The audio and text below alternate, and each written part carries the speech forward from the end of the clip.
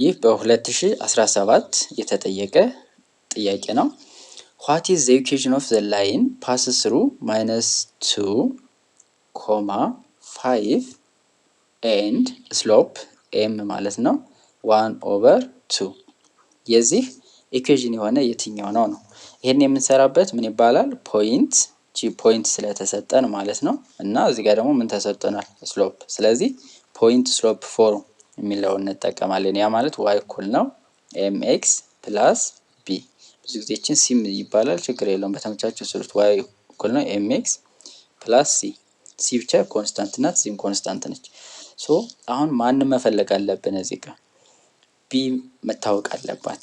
ጀስት እሷን ለማወቅ ደግሞ እዚህ ጋር የተሰጡን ሶስት ነገሮች አሉ፣ እነሱ እንጠቀማለን ማለት ነው። y ስንት ነው? እዚህ ጋር 5 ነው። m ስንት ነው? 1/2 ነው። x ስንት ነው? -2 ነው። ፕላስ b እንላለን ማለት ነው።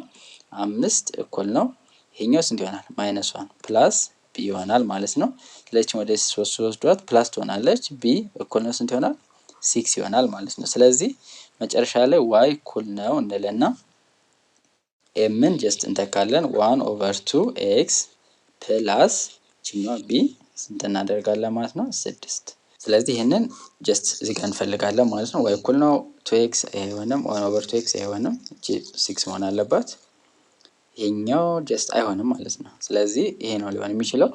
ምን እናደርጋለን? በሁለት እናበዛዋለን ማለት ነው። ይሄኛውን ጀስት ማግኘታችንን እንደሚሰጠን ቼክ ለማድረግ ሁሉንም በሁለት ነው የምናበዛው። ይሄንን በሁለት እናበዛለን፣ ይሄንን በሁለት፣ ይሄንን በሁለት።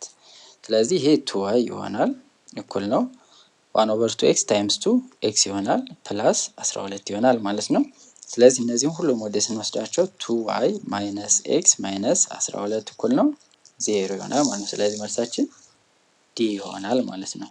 ይሄ በምን ፎርም ነው የሰራ ነው? ፖይንት ስሎፕ ፎርም።